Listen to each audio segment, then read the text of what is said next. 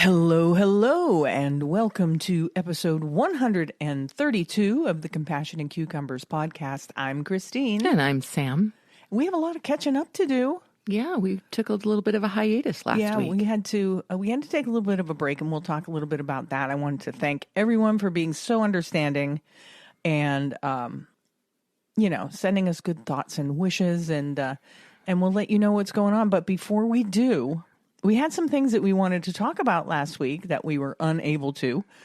And I think we should talk a little bit about the pop-up that we went to and all that jazz. Yeah, let's do a little bit of a rewind. Yeah, let's rewind. Yeah, so we went to the spring pop-up market at the Vegan Center. Yes. So this was the March 16th vegan pop-up market. Yeah. And it was a smaller market. Yeah. Not a whole lot of vendors this time around, but per usual, we got to hang out with some pretty cool folks. Yeah, there was there might not have been a lot of vendors, but there were some really good vendors there at this market. And we were lucky enough to be right next to Rhonda from Buffalo Plant Burger. Yes. Who was cooking up vegan Reubens, hand cut. She was calling them fries, but they were basically potato chips. Yeah. That she was hand cutting as she was making them. True. And she also did a fried enoki kind of fish sandwich. Oh, okay. Yeah. We got the Reuben. We did. And we split one because they were kind of big. Yes. And what did you think of that Reuben? It was perfect. I thought it was spectacular. Yeah, it was absolutely perfect. Her seitan, That's and exactly, of course she does her seitan from scratch. Yeah. Was so perfectly seasoned. That's exactly what I was just going to say. And so perfectly cooked. And then combine that with a really nice cheese, and the sauerkraut was perfect. Not too much fennel, which is where I go wrong with sauerkraut. Really? Yeah. On this gorgeous rye bread, grilled perfectly. Like, I'm sorry, this was an amazing sandwich. Yeah, it was really great. The seitan's piled nice and high, like you want on a Reuben, on a good rye bread. It was, it hit the spot. It really did. Those chips were fantastic. I mean, come on, fresh fried potato chips. You can't go wrong. No. No. No. You really can't. Yeah, so we were lucky to be right next to Rhonda. Got our sandwich. Yes, and on our other side was Dar. Yeah, from Yeah Pierogi. From Yeah Pierogi. Yeah, who has a nice vegan line of pierogies, and we got from her the buffalo chickpea pierogi, which we haven't tried yet. We have not. But I've heard really good things about it. And she also has other vegan varieties and new packaging. Yes. Yeah. And one of the varieties of note I would like to put out there. Okay. She has a cashew cheesecake. Yeah, it's a sweet pierogi, like a dessert pierogi. Yes, and she recommends baking them and then serving them with like some fruit and some chocolate sauce, that kind of thing. Sounds really amazing. It really does. We didn't get the cheesecake pierogi. We didn't. But, maybe next time around. Yeah, we'll pick some up from her because I would like to try them. Yeah. What else did we do? I feel like we've been gone forever and I'm way out of practice, but just 1 week can make such a difference. Yeah, it really can. But you've been busy this week, so yeah, there you go. But after the market, we hit one of our favorite spots, which is really close to the Vegan Center. It is Good and Evil Vegan Eats in North Tonawanda. If you have not been there and you're anywhere in the Buffalo area, you got to go. Yes, you really do. Yeah. They're just phenomenal. And I know we've said this a million times and we will continue to say it. But yes, what did I have? I had their buffalo chicken sandwich. Mm-hmm. I think it was because we were talking about buffalo chickpea pierogi all day. All of a sudden you had a buffalo urge. And I was having a buffalo thing. Yeah. So I got the buffalo chicken sandwich. Yeah. It was phenomenal. The buffalo sauce, and I got medium buffalo sauce, was fantastic. I know I've said this before too, but Sean is a genius when it comes to sauces. Yeah, his sauces are his food is on point, fabulous across the board. He makes all of his own proteins, which is really incredible. Yeah, but his sauces are kind of ridiculous. Yeah, they really are. And I got the Stinger, which was on the specials board, and the Stinger is a vegan steak and little vegan chicken sausage, which is hood dipped. What they call hood dipped is deep fried. And oh my God, this was such a good sandwich. And it was like, served like a hoagie with, lettuce and tomato and so good. So yeah, good. It looked kind of crazy. Yeah. Just having both the steak and the chicken sausage on there. It was a little crazy. Yeah, and decadent. You have your choice of like 6 different sauces. And like Sam said, his sauces, wow. Yeah. They really make his sandwiches. And I went with the garlic. I think it was a garlic aioli or something to that effect. Something along those lines. It was really good. Yeah. I was really surprised that you didn't go with the Kentucky bourbon.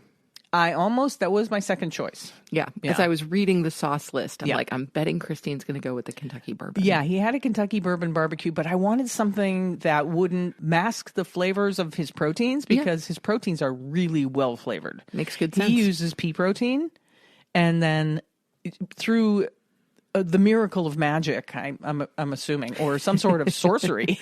Magic is indeed miraculous. Turns them into these wonderful proteins. Yeah. Anyway, never a bad meal at Good and Evil. Oh, gosh, no. Never. Never a miss. Yeah. Never a miss. Yeah, good times. Good times. What else has been going on since then? The most challenging part of our week, as some of you may have heard, as Christine I know has been posting on social media, I have, is one of our feline friends, one of our small herd, Carl, has been under the weather. Yeah, it was not this past weekend, but the weekend before. We noticed Carl was a little off of his food. He wasn't eating the way he normally did, and he seemed a little lethargic and just not his usual Carl self. Yes. So we luckily got him into the vet that Monday. They had a cancellation, and I managed to get him in. Poor Carl, he had to go through drinking barium and x-rays and all this other stuff, and one of the vets thought they saw something, a blockage or something in his stomach, and they thought it was possibly a foreign object that he ate, maybe a string or something. And I'm like, that's really weird because that's not like him. He doesn't do that kind of stuff. And so they did an exploratory surgery, lo and behold, to find nothing. Yeah.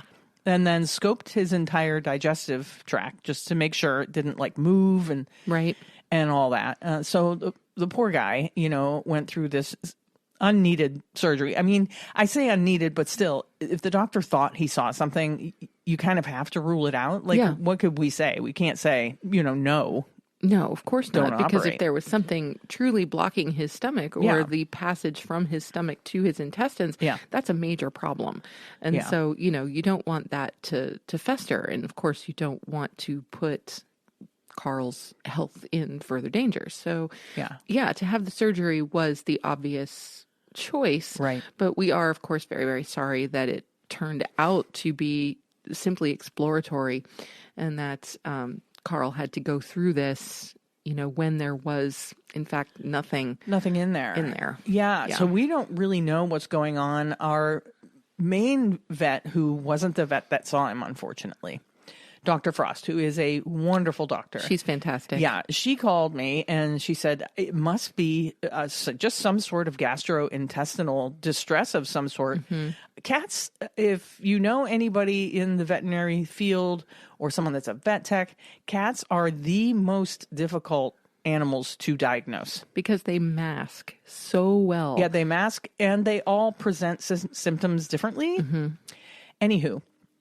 So we got him home. They had him overnight, and we got him home, and I have been syringe feeding and syringe watering poor little Carl for a week. He's now just started. Well, not quite a week. He came home on Wednesday. Right. He came home on Wednesday, but it's been a week since he started being not right. He has just now started to eat on his own. He's eating his kibble on his own, and he started drinking on his own, which is really good. I'm supplementing it because, he's not eating quite as much as I think he needs to. But he's still not eating his canned food, like, out of the bowl. So, which is strange because... he's licking it like he wants to eat it. So it's very strange. Cats are very strange. They are. Yeah. So anyway, he's been a good patient. He's amazing. Yeah. He's been putting up with me, poking and prodding at him. And in fact, right now, Carl is sitting on the couch behind Christine. Yes. Yeah, he's been a good boy. The thing about Carl is he was on his own for several years before he was finally trapped by a woman who was putting food out for him for a number of years, and he was almost feral. Yeah. He doesn't really want to have anything to do with people. I mean, he takes or leaves us, Yeah. He can take or leave us. He much prefers the company of cats than the company of people, but he is a sweetheart and we love him dearly. Oh, And yes, we do. we're hoping that he makes a full recovery. I just wanted to thank everybody that sent out messages of goodwill and healing to Carl, because I think it is working. Mm-hmm. Yeah. And thank you for giving us the time to care for him. Yeah. The vet now thinks that this is, a bug that will pass. And Yeah, we we're just hoping. need to keep an eye on him and And all that. All and that. then in the midst of all this, Sam was in what people in theater like to call Hell Week. No, I don't think any of us call it Hell Week. She was in Tech Week. It was Tech Week. Yeah. Yes. And so, of course, because we are an academic theater, tech happens in the evenings. So after the regular work day, we gather in the theater at night. And so a series of very long days. Yeah. A week of like 8 a.m. to 10 p.m. Yeah, that sounds about right. That's pretty accurate. And don't get me wrong, it's great work. And watching, my colleagues' choreography head to the stage and watching my students do what they love to do most is really fantastic.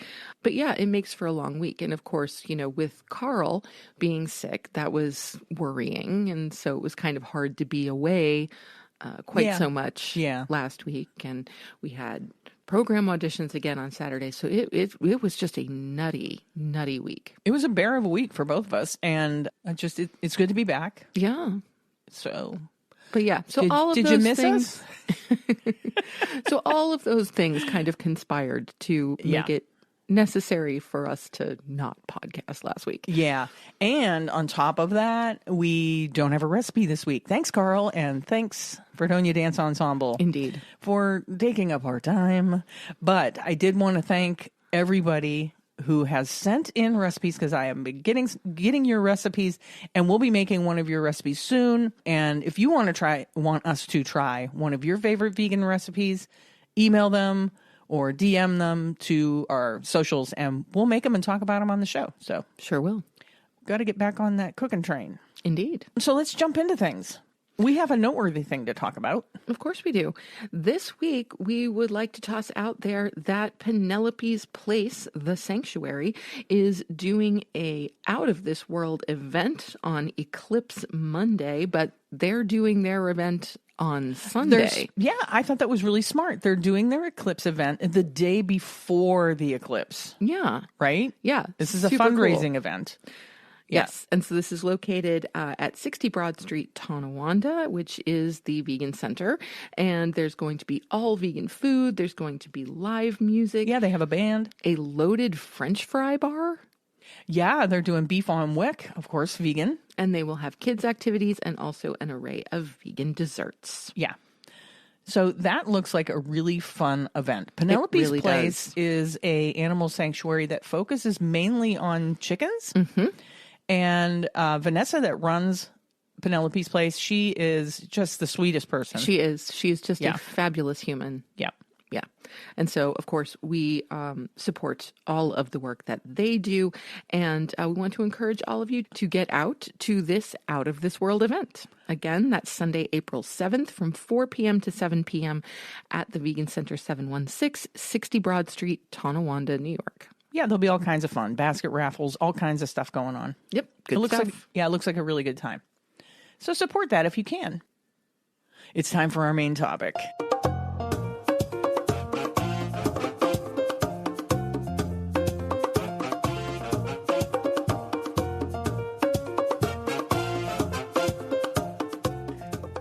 And this week's main topic, number one, because this doesn't take a whole lot of intense research.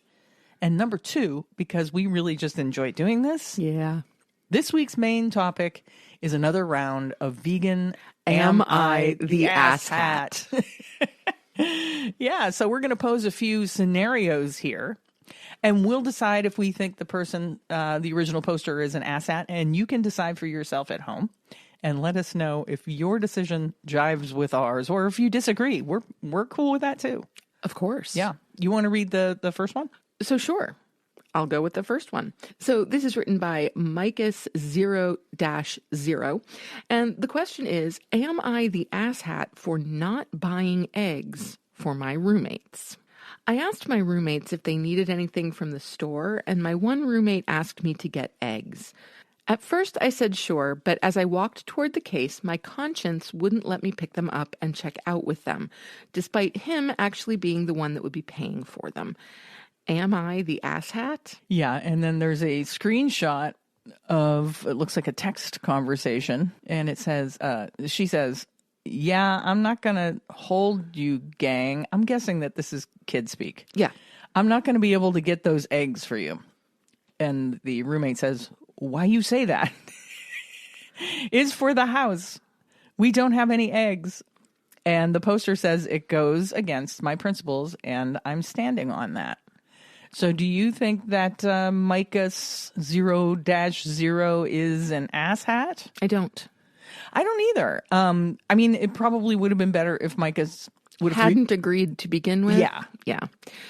So I understand, why the roommates might think he was being a mild asshat. Yeah. For changing his mind or her mind. I'm not sure of the gender of the author. Right. And so I get that. But I really don't think that this person is an asshat. No, I don't think so either. I think it's disappointing for her roommates who didn't want to go to the store for themselves. But if the household is out of eggs and they eat eggs and she doesn't, then go out and get yourself some eggs. That's right. Right? Yeah, absolutely. Yeah. Again, I don't think, vegans should be required, even when other folks are paying, to buy meat, fish, eggs, dairy, etc. Yeah, and I find it interesting that she didn't think it was going to be a problem until she got there, right? And she's standing in front of the egg display going, sure. What am I doing? Well, I mean, and sure, I mean, I can see how that would feel like an innocuous thing, like just in the moment. Oh, sure, I suppose I can pick you up some eggs. Right, it seems innocuous. But then knowing what you know... Right. Walking up to that counter, up to the display and actually like picking up the eggs, knowing what they are and what they stand for and how they are produced and all of those things. Yeah, that's different. Yeah. Yeah. And it's not the same as the casual, oh yeah, sure. I commend her for having the chutzpah, for lack of a better word, to say, no, I got there and decided, no, I'm not going to buy the eggs. It goes against my ethics and my principles. And that probably wasn't easy for her to do. Right. Yep. Now, sure, this was an inconvenience for their roommate, but you know what? Small inconveniences, not a big deal. I say not an asshat. Me too. Okay, our next scenario comes to us from SARS117. Am I the asshat for telling my partner I would break up with them for eating meat? And they say, so my partner and I are both vegan. He was vegetarian for a couple of years before we met, but went vegan 3 months after we met. We've been together for 4 years now. When I was looking for a partner, I knew I would only date vegans or vegetarians. It's a very big boundary for me, and I will not compromise.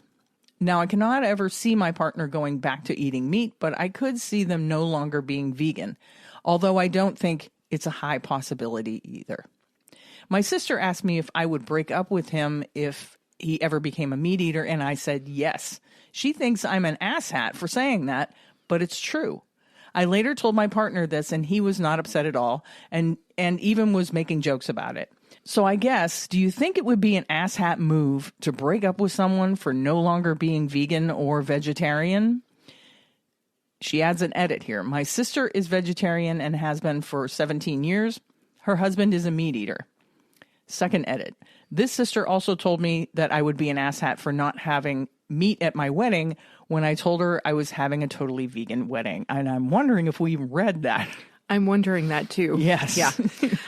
It's entirely possible. Yeah. So do you think that it's a asshat move to tell your partner, hey, if you go back to eating meat, it's over? No, I actually don't. I mean, I'm imagining since her current partner is or was vegetarian when they met and is currently vegan and has been for a number of years. Yeah. I'm imagining it's a conversation that they've already had. I would imagine so too. I don't think this is going to be news to the partner. Yeah. And so when she told her partner, he was not upset. He was making jokes. So no, I don't think that's being an asshat at all. I think that's being honest. Yeah. I mean, I wouldn't divorce you if you started eating meat again. Right. Well, that's what I was going to bring up. But it would certainly complicate things. Yeah. Like, I mean, it seems like her sister has a bigger problem with it than her partner does. Yes. But that's what I'm thinking. Now, they've been together for 4 years. That's a significant relationship. Yes. To just blatantly end a relationship over that would be, I think, much more difficult than she is giving credit. You know what I mean? Like, she can say off the cuff, yeah, I would break up with him if he started eating meat. But I think when it comes down to it, that would have to be something that they would have to work through. Oh, absolutely. Right? Yeah, I don't think it would be a one-off, oh, really? You ate a cheeseburger? Right. It's over. So if you take it at like just face value and you imagine that scenario, that say the boyfriend comes home, with a Big Mac or something like that, and she just says, that's it, it's over, get out. Okay, yeah, you're being a little bit of an asshat because you do have a relationship with this person and it's probably something that you should try and work through. Right. But that's unlikely to be the reality of the situation. So yeah, I don't think the hypothetical is asshattery. Right. I really don't. I do think the sister is being a little bit of an asshat, and the sister seems to be judging her sister for not having the same philosophy as she does. Yeah. Because she's a vegetarian. Right. And her husband is a carnivore or an omnivore. Right. So I think she's saying, not making the same concessions that, so they just don't see things in the same way. Right. I think the sister is saying, look, I have a partner who eats meat. And right. I do this. Why can't you? Right. Why can't you? Yeah. So I think that's the bigger issue here than the boyfriend. Yeah. At all. I agree. So. Yes. And I still think her, demanding that there be meat at a vegan wedding. The wedding thing just kills me. That's ridiculous. It just kills me. Yeah. Especially when it's not your wedding. That's right. I know you get to make your own that. decisions for your own wedding. You don't get to make decisions for anybody else's wedding. Right. So, yeah. Exactly. So no, we do not think you're an asshat. So far we're 2 for 2 with 2 for 2. No asshattery. No asshattery yet. No asshattery going on. All right. Our next one is from Roundtree. Am I the asshat? I became vegan. My husband and I have watched all the documentaries together, including Dominion, and he still eats meat. He says I have no right to judge others' lifestyle choices or different viewpoints. I completely broke down last night. I've read several posts here about being married to an omnivore, so I can see that I'm not alone in this issue. I'd just like some advice about my situation. We've been together 8 years. I have been vegetarian for over a year, and in December, I finally made the full transition to veganism. My husband eats the vegan meals I prepare, although he will often cook his own side of meat to add to the dish. Overall, he is totally supportive of my change. He eats the vegan substitutes, totally understands why I have changed, and has never challenged it. My husband, I'll call him Tom, and I watched Dominion together because I knew it was something I needed to see, so I wouldn't change my mind. I asked Tom to watch it with me for emotional support because I knew it would be deeply upsetting, not because I was trying to convert Tom. Tom stopped eating meat for about 2 weeks, but then picked it right back up. In my head, I would rationalize this. At least he knows what he's choosing to participate in and isn't burying his head in the sand about it. Sometimes he eats literal pounds of bacon at a time. He is 29 years old and has extremely high blood pressure. I try to gently tell him, if you gave up animal products, it would be great for your health. And he says he knows, and that's that. I haven't wanted to talk to him about him still eating meat because he has ODD, and I knew it would just push him into meat harder. But last night he was upset with me for, quote, sounding like an asshat when I went out to eat with my family. Just to be clear, Tom completely backed me up and supported me in front of the family by agreeing with the factual information I was sharing, but when we got home, he was telling me I have no right to judge another person's viewpoint or lifestyle. I just want to be clear that the only reason the conversation with my family came up at all is because they were saying things like, chickens lay eggs anyway. What about backyard chickens? What if the cow was impregnated naturally by a bull at a small farm? And other hot gotchas. So my husband and I talked for like 2 hours after dinner, and he stayed calm, but eventually I was just sobbing and losing it because the truth is, to choose not to be vegan is not a lifestyle choice that I can understand any more than choosing to beat a child.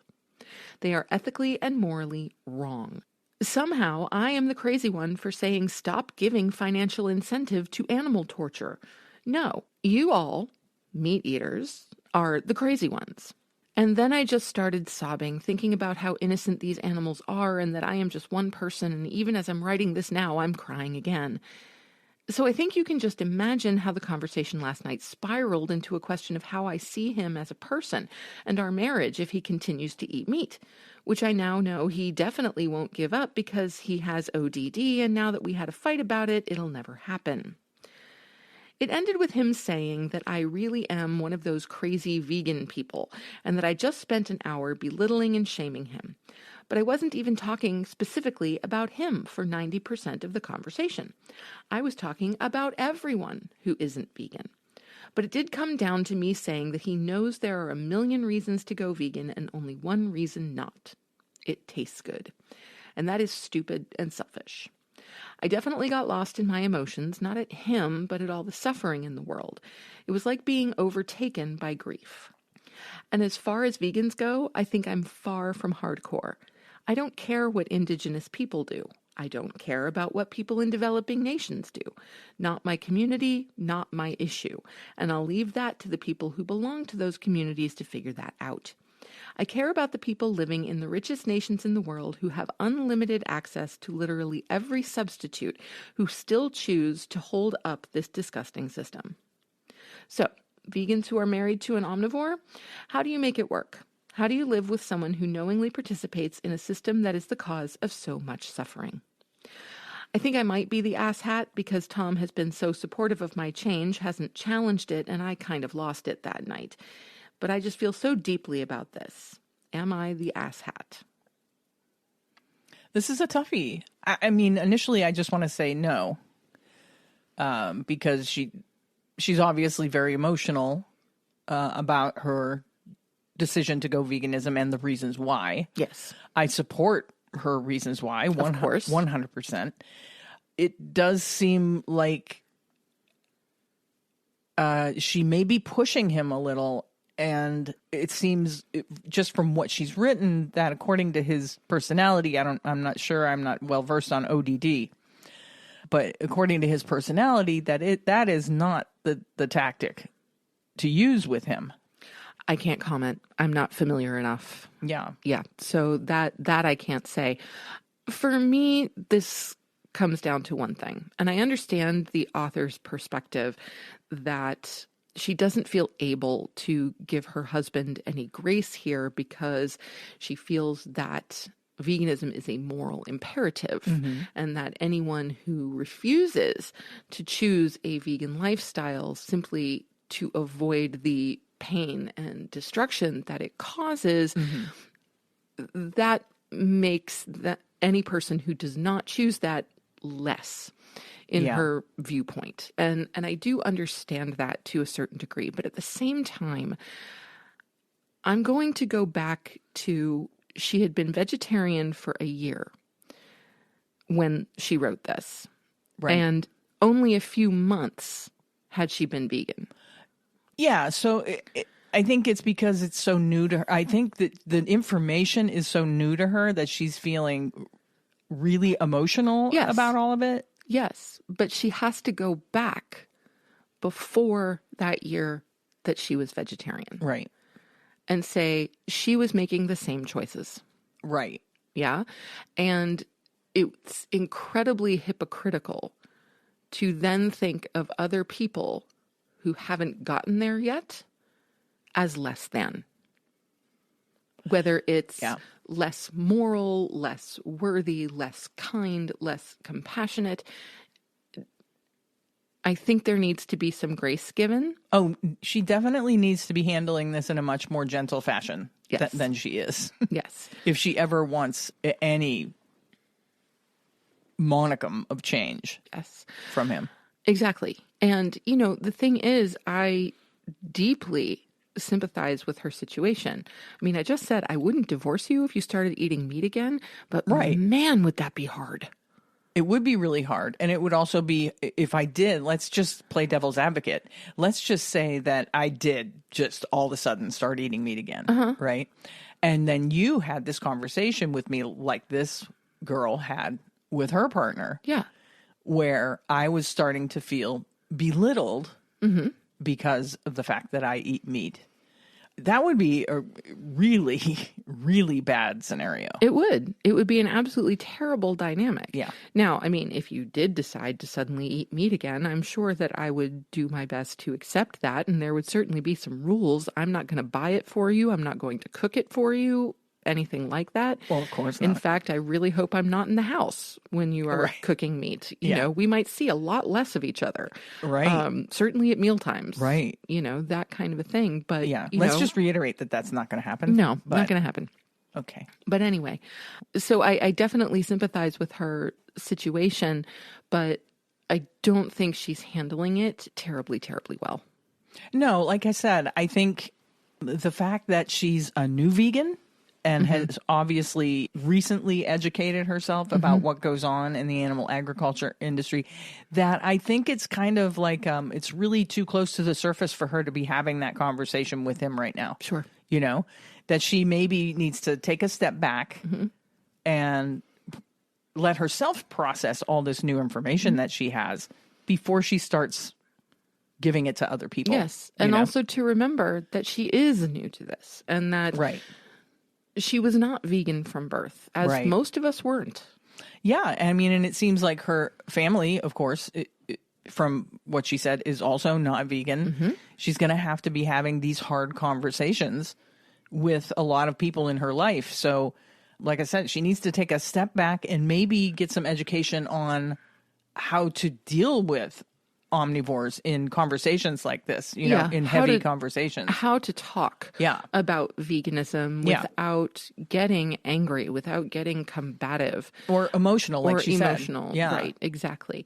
Like I had a conversation with a coworker. He was having a donut. And I mentioned that I couldn't have a donut because, it wasn't vegan.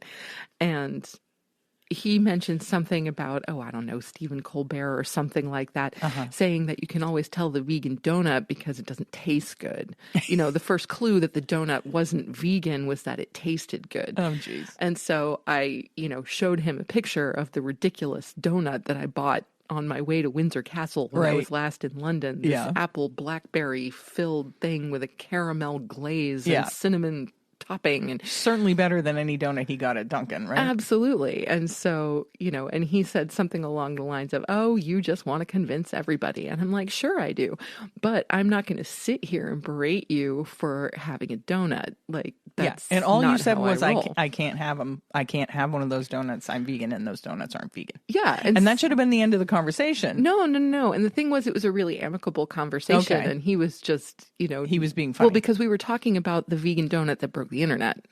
Oh, that's how it happened.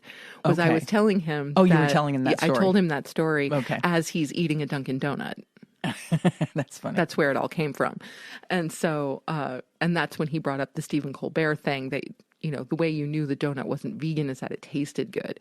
And so, I brought out the picture of the incredible vegan donut and all of that. But he was just kind of like, you want to convince everybody. And I'm like, if I could convince everybody, that's great. Yeah. But I also know that I can't. And I also know that you, as a human being, have every right to make your own decisions. Even when they're wrong.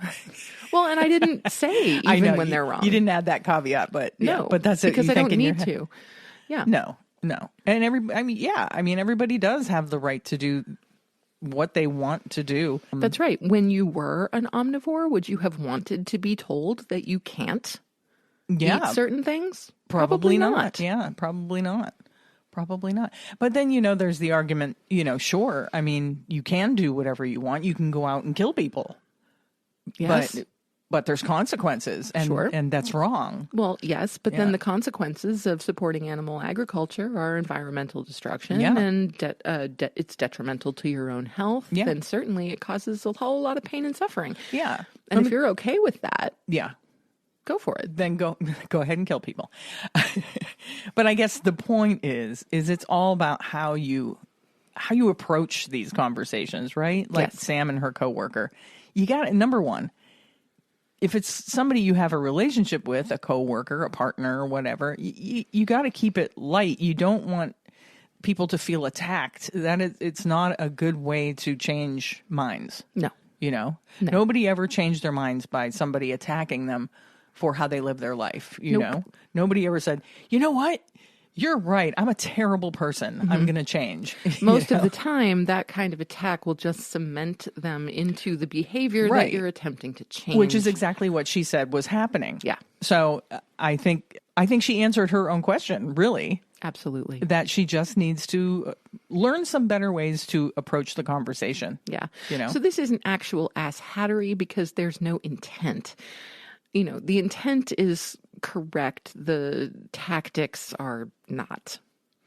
Right. So I would just say, as you did, that, this person should just educate themselves a little bit more on how best to advocate without the anger and the incrimination and the emotion. Yeah. So, wrong tree, you are not the asshat in our opinion. 3 for 3. No asshats. What the heck? Can we please find an asshat? What do you got to do to get an asshat around here? I don't know. Let's see. Maybe this next one will be the one. This next scenario comes to us from YVR19. I was out for dinner with my coworkers last night. Everyone knows I'm vegan, but I don't initiate conversations about it. I only respond to questions about it, which they do ask a lot, actually, and quite a few are making positive changes. Anyway, someone told a lame dad joke about a cat going to a dog who was a vet. Then out of nowhere, she said to me, "Don't worry, no animals were harmed in the making of that joke." Without thinking, I blurted out, "No, but they were harmed in the making of your meal." When I looked around and everybody looked pissed off at me, I didn't mean to get snarky or kill the mood. It just slipped out. So am I the asshat? No, not even remotely. Not even close. That's banter. Yeah. And I would say stuff like that at work in a joking fashion. Sure. I think I even maybe told the story of, occasionally we would get food for lunch and sometimes somebody would order a couple of pizzas in and, 9 times out of 10, there was no vegan pizza available and they would apologize. I'm sorry, they didn't have any vegan pizza where we got the pizza. And I'd say, that's okay, big killers. And I'd walk out of the room. Exactly. But, we had a relationship, these people and I, right. Where we could joke like that. And they knew I wasn't trying to take them down a peg or two. Sure. I was just, kind of laughing off the situation and leaving so I didn't have to watch them eat the non-vegan pizza. So no, I don't think that this person is an asshat. And I actually think that comeback was pretty witty. Yes. I also think that the coworkers' comment about no animals were harmed in the making of that joke was pretty witty. It was. Yeah. And it invited the response. Yeah. It totally invited the response. And that kind of banter actually can open up a good conversation. Yeah, sure. You can have, in a kind of joking manner, good conversations about why you're vegan, why somebody's not vegan, and what are the consequences of those two decisions, you know? So, no, I don't think that YVR19 is an asshat. What do you think? No, not even close. We cannot find an asshat. Nope. But I will say that YVR19 is quite clever. Yeah. And sounds like they would be fun to have dinner with. That was a great comeback. Fantastic comeback. Yeah, good comeback. All kinds of support. Yes, love it. Is there an asshat in our next one, I wonder? Let's find out. This comes from Liv MLAZ. And the question is, I asked my 10-year-old brother about veganism. Am I the asshat? Well, so far, no. Mm-mm. I came back home from uni for the winter break a couple of weeks ago. As I, a 20-year-old female, my mother and my brother, 10, were walking out the door to go to the mall. My brother, as he often does, made a joke about me being vegan and being soft because I won't eat steak at lunch. I asked him why he thought it was okay for him to eat the steak, and he said it was because it was already dead, so what's the difference? I started explaining to him that if he stopped eating steak, then less steak would be sold, and in return, fewer cows would be killed because there is less of a demand when my mom cuts me off. The next day, she confronts me and demands that I do not talk to my brother at all about veganism. She still eats meat and hasn't really been open to having conversations about my eating habits. I refuse and tell her that having discussions about this kind of thing is important, but she states that I was manipulating him and putting nonsense in his head. She continues to state that at his age, his brain isn't capable of understanding what I'm saying, and that she doesn't want me to make him feel guilty about eating meat. I understand that he is her child, and that she can raise him on whatever diet she desires, but she has not done any research on the topic. I also think that completely banning any discussion of a topic is a bit extreme. I wasn't being very forceful, I was just explaining why that argument of his didn't really work. Anyway, I don't know what to do. I will most likely respect her wishes for now until he's a bit older, but at the doorway, was I the asshat? Again, I don't think we have an asshat here. Nope. You know, and I do think that a 10-year-old is perfectly capable of understanding where their food comes from. Absolutely. Right? Yeah, absolutely. I mean, we have a niece who is about to turn 15, and she's, let's see, we've been vegan since she was 10. Right. So, similar age. Yeah. Granted, we don't live with her, but actually this older sister doesn't live with the younger brother either because she's away at university. Right. And so I don't think there's ever been a question for Lucy about understanding that we are vegan and understanding some of the reasons that we are vegan. She is not, and that's okay. It's completely fine. Yeah. But her father certainly doesn't forbid us from talking with her about it if she has questions. I mean, she comes and works with us at Veg Fests. Yeah. You know, and enjoys vegan food when we are feeding it to her. Yeah. So, no, I don't think the conversation is asshattery at all. And can we bring up the fact that it was the brother who brought it up?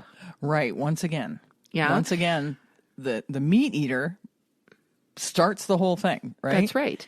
And it's not like she wasn't even really, I mean, the mother says she's guilting him, but she was just giving him information. She was just explaining supply and demand. Yeah. It's basic econ. If you stop eating that steak, then less steaks would be sold, and in return, fewer cows would be killed. It's a true statement, number one. And it's not in any way phrased in, I think, a way that's meant to make him particularly pro-vegan. Yeah. And particularly meant to make him feel guilty about eating the steak. No. If he's guilty, that's on him. And if the mother feels guilty about him eating meat or her eating meat, that's on her. Yep. It's the cognitive dissonance thing. That's right. Right? And just the fact that she, at the end of the post, says that she understands that this boy is her mother's child and that the mother is the one who is raising him and can do as she likes. Yeah.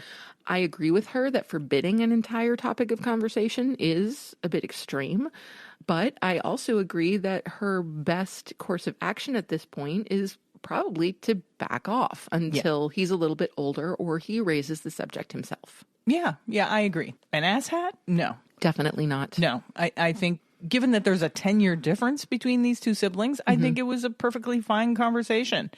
And hopefully she'll have an opportunity to have more conversations like that with her brother. Absolutely. Yeah. And, the idea that a 10-year-old child does not have the brain power to comprehend concepts that. He obviously comprehends. His argument for eating the meat was that the animal was already dead. Right. So he understands that. He understands that animals are killed in order for him to eat that. Absolutely. So. Yeah. Yeah. And there are plenty of vegan kids out there younger than 10. Oh, yeah. Who get it. Oh, yeah. And who are very vocal about their veganism. It's not a hard Quillen topic. Capello, I'm thinking about you. Oh, Quillen, he's our favorite younger vegan. He is. He really is. Yeah, and it kind of brings to mind the fact that most kids, when they're younger, don't want to eat meat, especially once they find out that what they're eating was an animal. Yeah. Because, I know. I didn't. Yeah, because a lot of kids, when they're young, when they're between, say 2 and 6 or whatever, they don't put 2 and 2 together, that they're having chicken and it is a chicken. They don't know that the food is an animal. Right. They don't put 2 and 2 together. Yeah. And I think once kids of those younger ages learn that fact, most of them will say, I don't want to eat that. And it's omnivore parents that kind of say, well, I'm sorry, I know it's sad, but you have to eat your meat. You can't have any pudding. Right. Unless you eat your meat. Right. I know I had a huge aversion when I was a kid to anything that had visible fat, skin, bones, cartilage, anything like that. And I would just do everything I could not to eat those things. Yeah. And, I should say not to eat those beings. And I don't know. It's so funny. Like, I don't remember the flip. Right. Like, I don't remember when I became okay with the concept of eating meat, even though I still had that aversion all through life. Right. Like, I never wanted to eat anything that had visible fat, bones, skin, cartilage, those kinds of things, ever. And I think maybe it's because it brought the reality of what I was eating too close to home. Right. It wasn't just a flavor thing. It wasn't just a texture thing, even though those were considerations as well. Yeah. But that the visual brought it way too close to home. Right. And so I don't know when the flip was, like when I started being okay with, like cheeseburgers and chicken sandwiches and, all of the stuff that we eat that no longer looks like animals. Right. I don't know. I mean, obviously I remember the flip the other direction, but Sure. I don't remember when that happened when I was a kid. Yeah, I don't really remember either. And I think a lot of people will answer this question in a similar way. When I was younger, was not a huge fan of meat. I would chew it until there was no moisture left in it and then try and spit it out and hide it somewhere. That sounds very familiar. Like under the side of my plate or something like that. Yep. I always wished we had a dog. Right. Anyway, yeah, no, I don't think she's an asshat. I don't think she's an asshat at all. And like I said, I hope that she has, more opportunities in the future to have good conversations with her brother, because with that age difference, there's going to come a time, sure, now he makes fun of her or whatever because he's 10. Of course. But there's going to become a time in his life where he's going to really look up to her. And she'll have plenty of opportunities to discuss animal agriculture and the reasons why she's vegan and all that jazz. Yeah. When he's more willing to absorb that information. Right. And then he gets to do with the information what he will. Sure. Absolutely. Yeah. Okay. This next scenario comes to us from Not Cinderella. Am I the asshat for refusing to use a non-vegan ingredient? This has caused a bit of tension between my mom and I. And I wrote this with her watching over me to get the details right. I've been vegan for 1.5 years. I am vegan for ethical reasons. My 21st birthday is coming up. For everyone's birthday, as well as my own, I have always made a birthday cake. Birthday person's flavor's choice. Everyone was surprised at how good my vegan cakes have been. LOL. Anyways, for my own birthday this weekend, I chose to make a red velvet cake. I work and go to school, so I pick some of my own groceries, but my parents lovingly buy most of my ingredients I need for cooking. They went grocery shopping today, and I asked them to get a few cake ingredients, like more sugar and cocoa powder, as well as a very specific brand of red food coloring. All the other ones at our grocery store aren't vegan, but this one is. My mom didn't get the one I wrote down because it was $6 more expensive than all the other ones. Instead, she got a non-vegan one. I was a little upset when I found it because it's my own birthday cake, and I'm making it, and I'm uncomfortable using a non-vegan coloring. I told her I would either go pick up the vegan coloring myself or make a different flavored cake. My mom got a little mad and does not understand why I won't use this non-vegan food coloring. She thinks she bought it at this point and I should just use it. I said maybe for someone else's birthday cake, she or I could use it, but not for my own. I want my own birthday cake to be all vegan. This has caused a bit of tension, like I said, and we're both stubborn and mad at each other. At this point, I said I won't even bother making my cake and dinner, and maybe I'll just go out with my sister instead. She said, I'm sorry, I can't do anything right for you, which is such a typical mom response. It really is. Am I the asshat, or is she, or are we both? And here's an edit. My mom's response when I showed her everyone's responses here. Well, I guess we'll take it back then. Fine. It's ridiculous to spend $6 more on food coloring. I will be making a chocolate cake instead. Oh, well, better to keep some peace. Such a mom. Such a mom. But once again, we do not have an asshat. No. We haven't found one yet. No, you're 100% not an asshat for refusing to use a non-vegan ingredient for your own birthday cake. That's right. You know? That's right. And even if it was for somebody else in your family, you're a vegan, you're making the cakes, it should be 100% vegan. Yes. It's one ingredient. No, go out and get the vegan food coloring. Do I disagree with the mother that the vegan food coloring being $6 more is extreme? That is extreme. Yes, I absolutely do. Yeah. I would also question the author's choice of red velvet cake. Well, that is not up for debate. It is. Well, no, If she it wants can a red be up velvet for cake, debate because if she didn't choose red velvet cake, then the red food coloring is not an issue. Wouldn't be necessary. No, Sam's and not it a fan. Neither one of us are fans of red velvet cake. No, not really. And so, I think the chocolate cake that she's going to wind up making is a much better choice. It's going to be better. Absolutely. Yes. And I do agree that, that certain vegan ingredients are marked up to a degree that is absurd. Yeah, that is absurd. $6 more? Why? There's no reason for that. Number Absolutely one, why not. is the other food coloring not vegan? I don't know. I haven't looked into that. I haven't I either. don't know what ingredient. And number two, the fact is they're probably taking an ingredient out and then charging you $6 more. Right.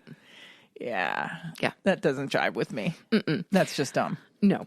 So, I understand both sides of this argument. I think our vegan friend is correct in sticking to her ethics and refusing to use a non-vegan ingredient in a cake that she's making for her own birthday. Oh, yeah. Absolutely. I'll support that 100%. But she also questions, is her mother the asshat? To be completely honest, I don't think the mom is actually an asshat either. No, I can understand her response. Why not just use the food coloring? Right, because it seems like a minor thing. Yeah. And I can understand how that would be perceived as a minor thing. I completely get it. So I don't think either person in this case is an asshat. No, and it seems like a very typical mother-daughter relationship. The fact that her mother said, I'm sorry, I can't do anything right for you. That's such a mother thing to say. It is. Right? It absolutely is. I bet every daughter out there has heard that from her mother at least once. Right. And probably a lot more than once. Right. Yeah. Yeah, that's funny. Yeah. So there you go. So still no asshats. Still no asshats. This is crazy. Well, I mean, that's really a good thing, I guess. Well, yeah, I suppose it is. We don't need more asshats in the world. No, we really don't. But at the same time, the ones where people are asshats are funny. They can be. Well, maybe this next one will do it for us. Maybe. This is coming from Wondering If I'm with 3 H's. That's funny. And the question is, am I the asshat for not going to family Christmas Eve dinner because there were no vegan options? Throwaway. This happened last week, although I declared I wouldn't be going about a week or so before, and my extended family, not my immediate family, still seems angry with me. I, a 19-year-old female, went vegan last year, officially 1 year now. I cook vegan meals for my family often, but they also eat a lot of meat, and I respect that they like meatless meals but don't want to fully take the plunge like me. Every year, my mom or her sister hosts Christmas Eve dinner. It runs from about 4 to 10, and the host usually cooks pretty much all of the food. This year was my aunt's turn to host. About 2 weeks before Christmas Eve, I reached out to my aunt on Facebook and let her know I had been vegan for 11 months. Our family gatherings have always been very meat-heavy, so I told her I would bring a couple of vegan dishes to share, like some dip, a salad, and maybe bread or dinner rolls. My aunt doesn't normally let anyone bring any dishes to her place because her autistic son is very allergic to peanuts, and she's worried about cross-contamination. I thought she'd be okay with this as long as I was super careful, didn't make anything with nuts, and her son didn't eat what I brought anyway, but she wasn't comfortable with the idea. I then suggested I could bring store-bought dishes that were nut-free instead. She also wasn't comfortable with this. I asked her what she was making for Christmas Eve, so maybe I could help her convert some of it to be vegan so I could eat, and she said that sounded stressful. At this point, I was like, okay, Aunt Jamie won't let me bring anything vegan for me to eat, but she also won't cook anything vegan. I can't even bring a granola bar because of the nuts, so I basically have to go from 4 to 10 without eating while everyone else does. When I told my mom, she talked to her sister, but she still wouldn't budge. Mom and I agreed that I shouldn't come to Christmas Eve. It was a bit sad, but I would see some of my relatives I cared about most, my godfather and stepsister, on Christmas Day anyway. My brother came home from work about 4 on Christmas Eve and ended up not going either, in solidarity with me, and I made us both pasta and we watched Home Alone, so I still had a good Christmas Eve. But I'm angry at my aunt for not only being stubborn, but now she's being passive-aggressive about it, and has some other extended family members on her side. She posted on Facebook on Christmas Day, "I love the holidays, but it is sad not everyone could make it to Christmas Eve this year at mine and Oliver's. Hope to see everyone next year." A few of my cousins have asked why I couldn't just suck it up and come for a couple hours. That wouldn't have worked because my mom would have had to drive there and then drive me home partway through and come back, and she deserved time with the family she never sees. I really don't think I'm the asshat, but my extended family has been icy toward me and my brother this past week. So, am I? No. No, definitely not an asshat. My question would be, seriously, there wasn't a single thing the aunt was making that she could eat? I mean, not a salad, not bread. Not... Right, exactly. And to me, the idea of saying, no, you can't bring a salad. Yeah. Is absurd. I understand the nut allergy thing. Yeah, like, that's no joke. Absolutely not. But if it's being prepared nut-free in a space that is nut-free, like, you should be able to trust your family. Yeah. Yeah. To bring a dish that will be safe. Yeah. And one of the commenters makes a good point. You need to speak to your aunt and ask her how she would feel if your mom refused to make a peanut-free meal for her nephew when it was her turn to cook. Oh, wow. That's a great question. Yeah, because it was too stressful to do. Mm-hmm. That's a really great question. Yeah. You know, and I feel like the author did give her aunt as many options as possible. You know, hey, I could help you veganize something. Hey, I could bring something. Yeah. You know, all of those things. And the aunt just kept shutting her down. Yeah. You know, so the only option really outside of being there and then probably being called out by family for not eating.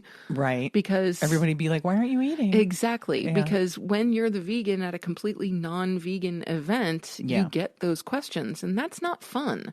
No. And that turns into conversations that really shouldn't be happening over Christmas Eve dinner. That you didn't want to have. Conversations that you didn't want to have. And then those people would turn around and say, stop trying to push your agenda on us. Exactly. And so the fact that she's making a different choice. Just and not to go. Props to her brother. Yeah. Hey, brother. For standing in solidarity. Yeah, go, love bro. the brother. Love the brother. Yes. And that's great. That's amazing. Stay at home, have pasta, and watch Home Alone. Sounds great to me. Yeah. I think that's fantastic. Yeah. But they were doing that out of both respect. Right. For the aunt and for their cousin's allergy. Right. Okay. The aunt has said you can't bring any food. So there you go. So there we go. Mm-hmm. And also to remain, you know, just kind of separated and not antagonizing. Right. anyone at a holiday. Yeah. Because we've said before in our holiday episodes that the holidays really aren't the time for these conversations. Yeah. It's just not appropriate. It's not what the holidays should be about. Yeah. But now this is causing a rift with her extended family, which is not good. And the aunt's not helping by making that passive-aggressive post on Facebook. Well, I'm not 100% ready to call that post passive-aggressive. Because guess what? We all, not myself, obviously, because I don't Facebook, but we can all say we never get to see everybody that we want to see at the holidays. Yeah, maybe she's taking that post too personally. Maybe she's taking the post too personally. Yeah. I can't say for sure, but to immediately mark it as passive aggressive, I think is going a little bit too far. Right. So I would just say, let this roll off your back. It will be forgotten, hopefully in the next year when your mom hosts. Your mom will be much more agreeable to having vegan dishes at Christmas Eve dinner, and then perhaps the more appropriate conversations can happen, like, oh, look at this beautiful vegan dish. And then everybody will be in the same room together. Like, I'd say, no, you are not the asshat. You made all the right choices, and I just hope for better things for you next year. Yeah.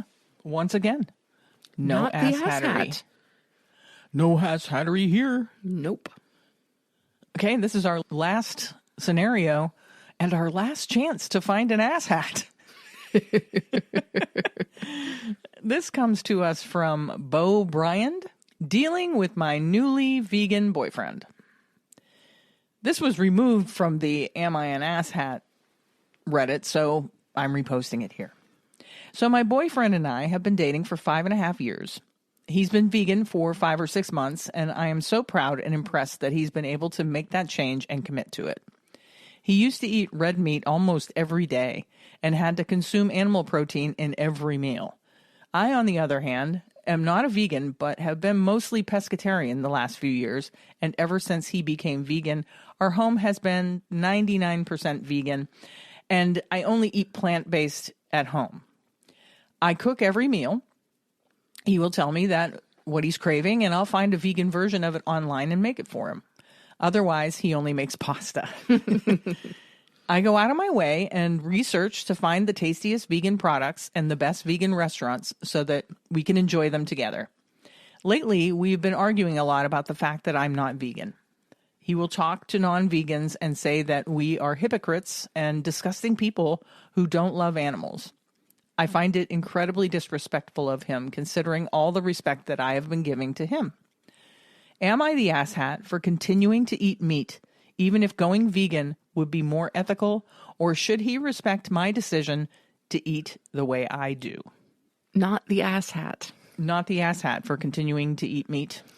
No, not really. Because honestly, if you look at the text here, this is someone who is, okay, admittedly not vegan. Mm-hmm. It's been pescatarian for quite some time, but that their home has been 99% vegan and that she only eats plant-based at home. Right. Because that's where it's tricky. Yeah. That's where it would be tricky. At home. Yes. Yeah. And so I think she's doing a pretty great thing by making sure that what they do at home is almost exclusively vegan. Right. And that she will occasionally make the choice to have, it sounds like, mostly fish, should they choose to go out to eat. Right. But she also mentions that she looks for vegan products and looks for vegan restaurants so that they can enjoy them together. Yeah. So I think that she's kind of doing all of the right things, even if she's not ready to make the choice to go vegan. It sounds that way. The boyfriend has only been vegan for 5 or 6 months. So it's a relatively new thing. Mm-hmm. It could very much be that she will follow suit. Right. But it's everyone in their own time kind of thing. Right. So I think she is being very, very respectful of her boyfriend's choices and very supportive of her boyfriend's choices. Yeah. And so I think she's doing just about everything right. And if she does choose to go vegan in future, all the better. For the sake of finding an asshat, since this is our last scenario, I'm going to say the vegan here is kind of being an asshat. A little bit. If he's saying to her that she's a hypocrite and disgusting and doesn't love animals because she eats fish, that's kind of asshattish. Can we go back to he's only been vegan for 5 or 6 months? Yeah. And that prior to that 5 or 6 months, he was a meat eater. And he was the hypocrite and the disgusting person who didn't love animals. So again, a little bit of grace, friends. Right. You know, otherwise, all we're doing is essentially like somehow erasing our own past hypocrisies. Right. While blaming someone else for theirs. Right. And that's not good. It's a terrible double standard. Totally terrible. Yeah. So for the sake, I agree, for the sake of finding an asshat in this collection. Yeah. Yes, the vegan in this story is being a bit of an asshat. Now, again, it's a newer vegan. They're probably feeling very passionate about their veganism. And it's in that kind of emotional first stages where they want everyone to understand why they are vegan and the terrible things that, you know, veganism could assist in eradicating in the long term. Yeah. So, you know, a little bit of grace for that too. But I do think that of the pair here, it's the vegan who is displaying a bit of asshattery. Yeah. Yeah. I would equate some of these newer vegans, the way you feel, that feeling, I understand it. I understand why he's being so emotional about it. Sure. I would equate it with kind of like the movie The Matrix. The people who know we're living in the Matrix and the people who are living within the Matrix that don't know they're living within the Matrix. So once you have that information, once you have that information that, hey, what you're seeing is not reality, what you're being told is not the reality, here's the reality. Yep. Once you know that information, you feel compelled to tell everybody, right? Yeah. And you feel compelled to say to people who don't see it, you want to just grab them by the collars and shake them and go, don't you see we're living in the Matrix? Can't you see it? You know?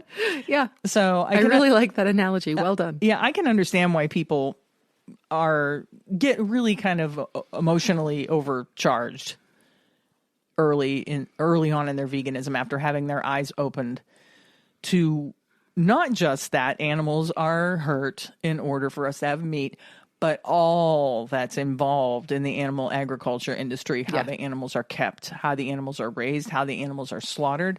So much of it is so terrible that it's hard to believe that people can have that information and not stop eating meat, you know? Yeah.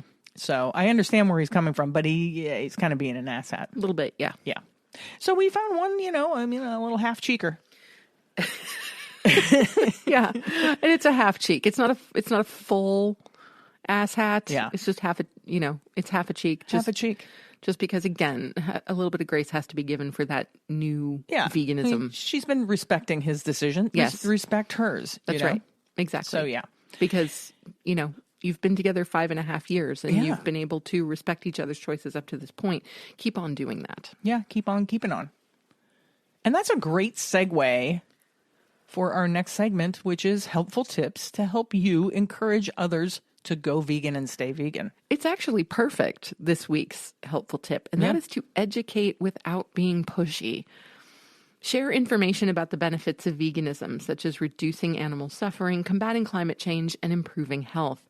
Offer resources like documentaries, books, or articles, but avoid overwhelming people or coming across as preachy. In terms of influencing non-vegans, the key is to communicate the message in a way that is relatable and non-judgmental. Social media users are often turned off by aggressive or confrontational messages, so it's important to be respectful and approachable. Vegans can use social media to start conversations and answer questions rather than lecturing or preaching to their audience. And this is certainly true in person as well. Yeah.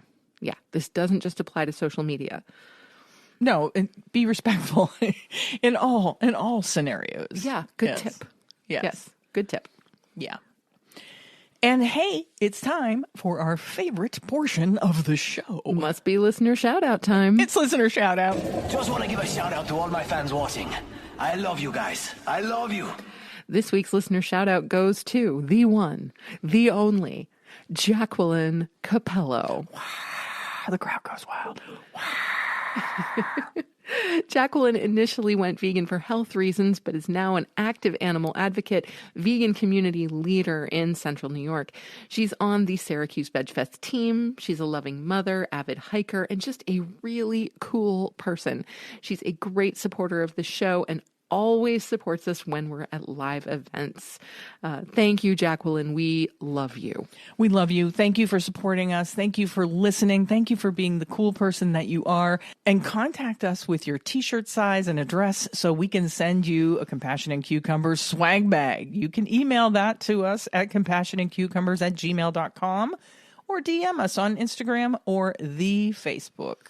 For the rest of you out there, if you would like a listener shout out, please email or DM us. Let us know what you think of the show and tell us just a little bit about yourself. That brings us to our Vegan Org of the Week. What is our Vegan Org of the Week this week? This week, we are celebrating the Gentle Barn. And here is a message from the founders. We live in a concrete, violent, noisy, high-tech, busy world. We have lost our connection to animals, to nature, and most of all, to ourselves. Animals are living lives of torment from beginning to end. Their cries are unheard, their pain is unseen, and they are suffering. The rate of heart disease, cancer, obesity, and diabetes has never been higher. The rainforests are being destroyed. We are in a global drought. We are polluting our air, and species go extinct every day. By having reverence for all life and by reconnecting with Mother Earth, we each can change that. At the Gentle Barn, we stand up for the innocent, and we help animals and children alike remember that they matter. We open people's hearts to the connections with nature. We open people's minds to what is happening around us, and we inspire people to be an integral part of the solution. Through the stories and interactions with our animals, we can raise future generations to have reverence for all life, protect our planet, live good, healthy, happy lives, and we will all be closer to having peace on Earth. To find out more about the Gentle Barn mission, you can go to gentlebarn.org. Yeah, they're a wonderful farmed animal sanctuary, and they have extensive education programs for young children. Yes. So very cool. Check them out. Yes. Very, very worthy of your attention and support. Yeah. Hey, it's time to wrap this baby up. I mean, it goes so fast when we do the ass hat episode because I could read 20 of those. I really could. Oh, easily. Yeah. Yeah. They're it's fun. just fun. So I got a couple of calls to action for you. Please join the Agriculture Fairness Alliance Vegan Voter Hub. We always put the link in our show notes for you to join that. Please subscribe to our show on your favorite podcast app and on YouTube and leave us a review and a rating. Even if it's bad, we need to know. We need to know what you think. Yes, we do. And don't forget to send us your favorite vegan recipes for our listener recipe series because we love to make your recipes and then talk about them on the show. Yeah, and we'll be getting back to the recipe series in very short order. Yeah, as soon as our life becomes normal again. I don't know. Sam's leaving for Berlin the end of this week, so, life is kind of crazy right now. It is. Yeah. But, things will settle eventually. Yeah. So maybe we should just, sign off. Yeah. With that, it's time to sign off. You have just listened to episode 132 of the Compassion and Cucumbers podcast, and there's nothing left to say, but where cukes and compassion are always the fashion on the podcast. Thanks, James. Hey, we'll talk to you next week. Have a great week. We love you. We do.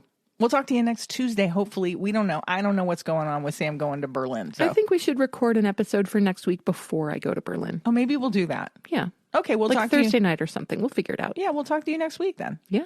Okay, bye! The end.